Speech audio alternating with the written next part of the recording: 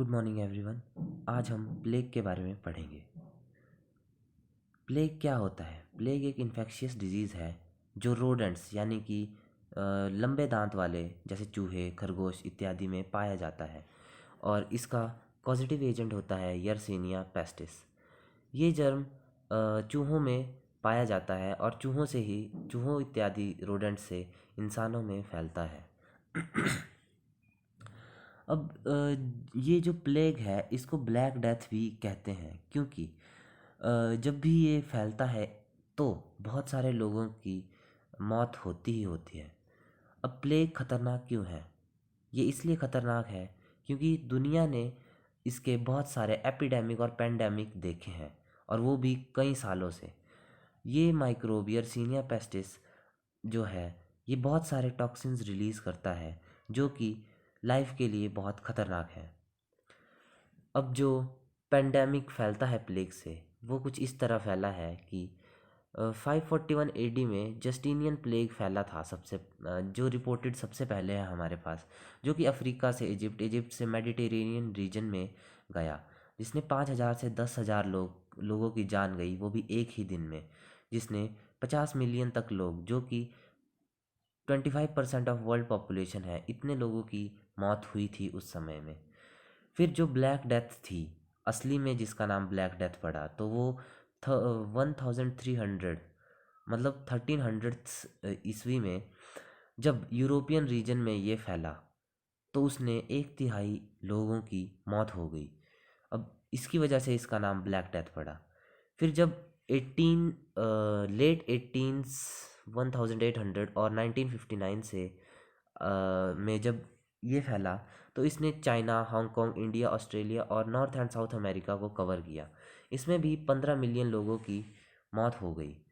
अब बात करते हैं ये किन किन प्रकार के होते हैं। तो ये 3 प्रकार के होते हैं जो है bubonic plague, septicemic plague, pneumonic plague.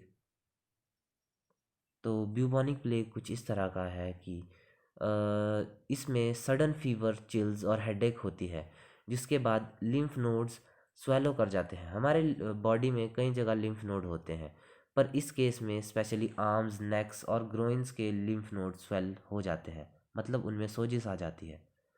अब सेप्टिसेमिक प्लेग में क्या होता है कि जो बैक्टीरिया है, सेप्टिसेमिक एक्चुअली एंट्री इनटू ब्लड है कि खून में बैक्टीरिया दाखिल हो जाता है, जिसकी वजह से पेशेंट्स बहुत दिक्कत महसूस करता है।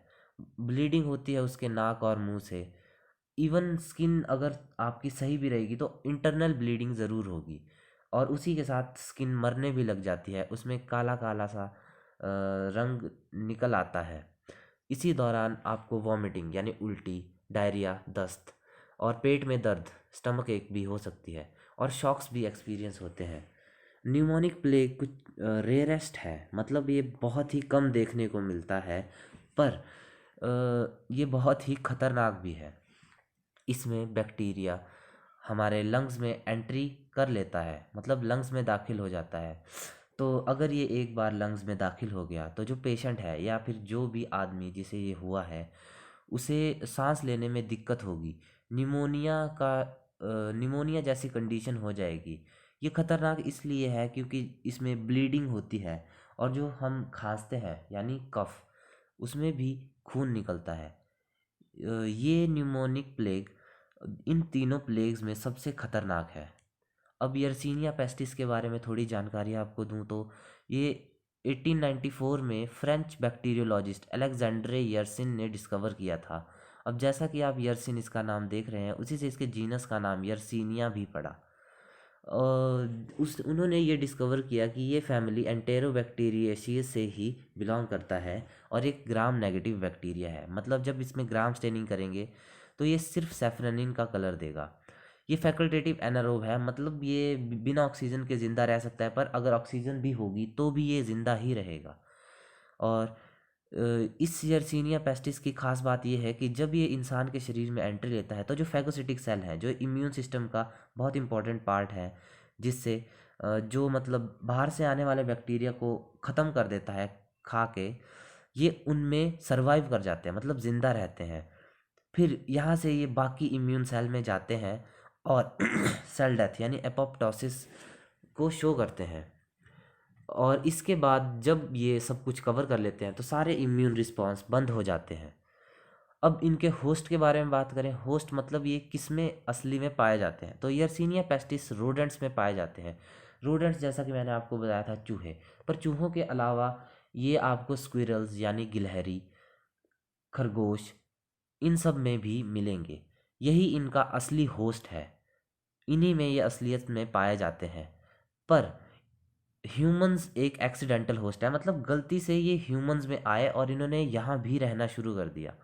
अभी आए कैसे, ये कुछ इस तरह है कि जब चूहों या किसी और रोडेंट से इंसानों का संपर्क होता है तो ये फैल सकते हैं। पर अगर चूहों जैसे चूहा मर गया जिसको ये था, और एक फ्ली ने यानी किसी भी छोटे मोटे कीड़े ने वहाँ से कुछ खाया, फिर वो इंसान की सतह पर जाके बैठ गए या उनके खाने पर जाके बैठ गए, तो इससे ये फैल जाता है। अब इसकी ट्रीटमेंट के बारे में बात करेंगे तो यर्सीनिया पेस्टिस वैसे तो बहुत ख़तरनाक बीमारी है, पर इसकी ट्रीटमेंट है एंटीबायोटिक थेरेपी। देखिए, स्ट्रेप्टोमाइसिन एक ड्रग है जो इसके ट्रीटमेंट के लिए यूज़ होती है, पर इसके अलावा भी कई एंटीबायोटिक्स है जैसे जेंटामाइसिन, टेट्रासाइक्लिन, डीऑक्सीसाइक्लिन, क्लोरो, मतलब इत्यादि, जो भी आप देख सकते हैं यहाँ पे। अभी जैसे ही आपको पता चलता है कि आपको प्लेग या प्लेग की कोई बीमारी है, तो ये अच्छा है कि अगर आप 10 दिन से पहले पहले ही उसकी ट्रीटमेंट शुरू कर दें। अगर आप देरी करेंगे तो ये आपके लिए ख़तरनाक हो सकती है। अब इंडिया का केस अगर मैं आपको बताऊं तो 1994 में न्यूमोनिक प्लेग एपिडेमिक सूरत में हुआ था। अब इसके चलते वहाँ पे 54 लोगों की डेथ हो गई और वहाँ से 3 लाख लोग चले गए। ये बहुत हैरानी की बात थी कि इतने लोग वहाँ से चले गए उस दौरान। पर खैर, था भी तो बहुत ख़तरनाक डिजीज़। चलिए, धन्यवाद, आज के लिए सिर्फ इतना ही।